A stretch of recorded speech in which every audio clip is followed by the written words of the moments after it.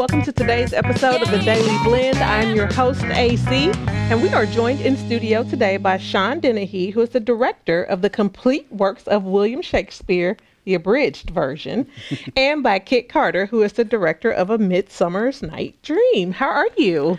Doing great. Good. I gotta mention the shirt. Not everybody gets to walk around with a shirt with the name of the play that they're directing and their name on the front. It's pretty cool. It is. It is. I enjoy it. This really encapsulates the show. It's got William Shakespeare and then a clown nose and Groucho glasses. Apparently, I can't talk right off the bat. That's okay. And that it really encapsulates the entire show because it's just basically a farce. It's slapstick humor from start to finish. Mm-hmm. And it's such a fun show to be in charge of. I don't know why they chose me to direct it. I was going to ask, does that not work for you or? No, it's the first time that I've actually stepped into the director's chair. I've done all of the other things at the barn, from being president of the board to working backstage, on stage, et cetera. So this is just the first time getting a chance to direct, and frankly, my cast has made it a very easy experience thus far. Mm-hmm. The hardest part really was determining who to cast, and once that was done, they kind of have taken everything and just gone with it. They make me laugh every single night, even though I know where all of the jokes are and where they're coming, and they still catch me off guard with new things every night. It's so wonderful. Well, that's a good sign. Mm-hmm. That's a very good sign. I'm very, very excited for the show. And when is the show? The show is going to be going up on April 17th. That's a Thursday. Mm-hmm. And we run for 2 weekends. So we'll be closing on April 27th. Okay.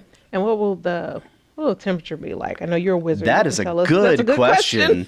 The good news is that because there's only 3 people cast in this show, we can actually move it inside. It's a very bare bones set. It's a very bare bones type of deal. There's lots of props and running on and off stage for all of the actors who are changing characters and costumes constantly, but we can do that both inside and outside. So in the event of rain or terrible cold weather, we can still move the production inside, so you will be able to see us those 2 weekends regardless rain or shine. Okay, very good. Good to know. Good to know. We can keep that in mind. Yep. Okay, Kit, how are you? I'm doing good. How are you? I'm good. Okay, tell us about A Midsummer Night's Dream.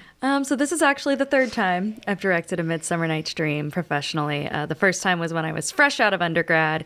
I directed it my first year teaching middle school, and now I'm directing it again. So this time I'm bringing it into the modern day. It's set in southern Missouri. So we're updating it a little bit. I'm really excited. It's a celebration of what makes Missouri great. It's a celebration of the people, our folklore. We're updating the fairies a little bit to where they are more like cryptids rather than fairies. So we're going to have a lot of fun with costuming.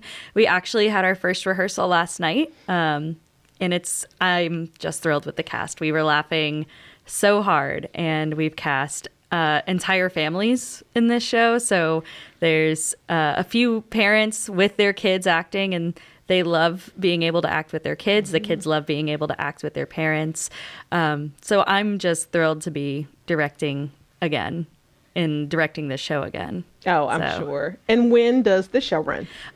We open on May 22nd, and we run for 2 weekends. So we will be closing on June 1st. Okay. And so you said this is your 3rd time directing this. Yeah. And so do you find when you've directed something a few times, do you like seeing the different nuances each time you do it? Yeah. So the first time I directed it, I did it in kind of a steampunk version at CEC, which was a lot of fun. And we had all adults and 1 high schooler in the cast. The second time I directed it, it was mainly 6th and 7th graders. So there was a lot of stuff I had to cut from the show just so they could kind of comprehend the material. And also there are some things that are in the show that I was like, ooh, a sixth grader maybe shouldn't say that. And now this time I feel like I've hit a great blend of what to cut versus what to keep to have both children and adults in the same cast. Yeah. So that's been a lot of fun finding. Those are things you probably don't think about when you're sitting in the audience watching. But you have to think about it as the director of the show. Yeah, for sure.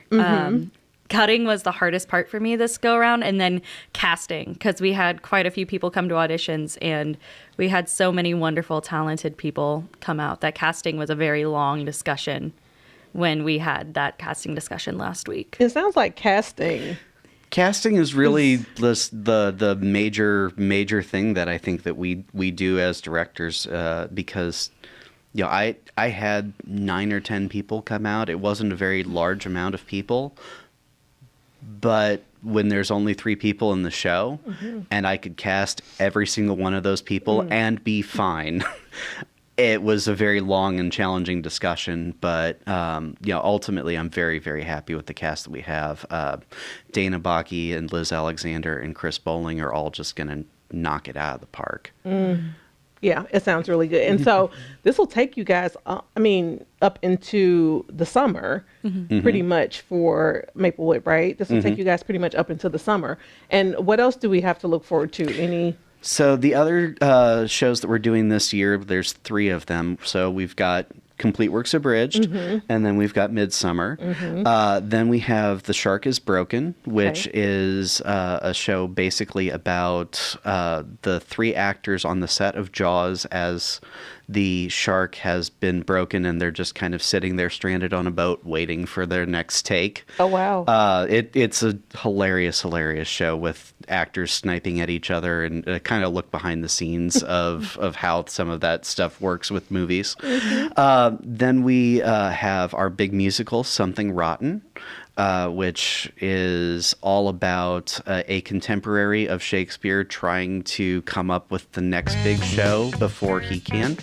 And then we close out the season with William Shakespeare's Land of the Dead, which is a zombie outbreak happens while Shakespeare's producing one of his plays at the Globe Theater.